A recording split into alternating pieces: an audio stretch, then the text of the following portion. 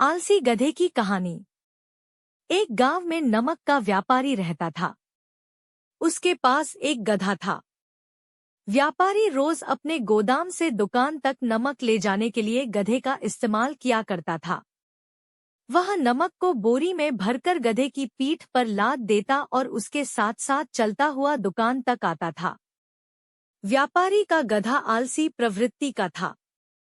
काम से बचने के लिए वह नित नए उपाय सोचता रहता था। गोदाम से दुकान तक के रास्ते में एक नदी पड़ती थी, जिस पर एक छोटा पुल बना हुआ है। एक दिन नदी पर बने पुल पर चलते समय अचानक गधे का पैर फिसला और वह नदी में जा गिरा। नदी के पानी से नमक की बोरी भीग गई। जब तक व्यापारी ने गधे को पानी से निकाला, तब तक बोरी में भरा बहुत सारा नमक घुल चुका था। गधा जब चलने लगा तो उसे बोरी का भार बहुत कम महसूस हुआ और वह तुष हो गया।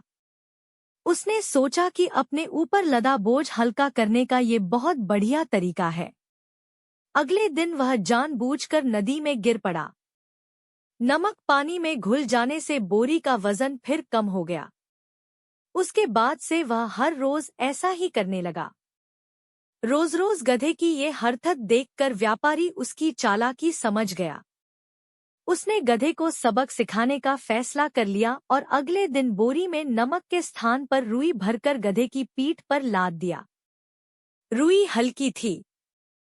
इसके बाद भी आलसी गधे ने सोचा कि क्यों न रोज की तरह नदी के पानी में गिरकर इस वजन को और कम कर लिया जाए। इसलिए वह जानबूझकर नदी में गिर पड़ा।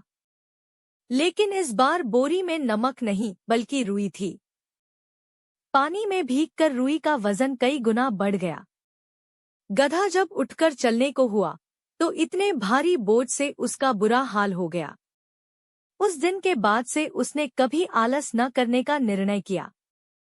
सीख: एक आलस का फल कभी न कभी मिल ही जाता है।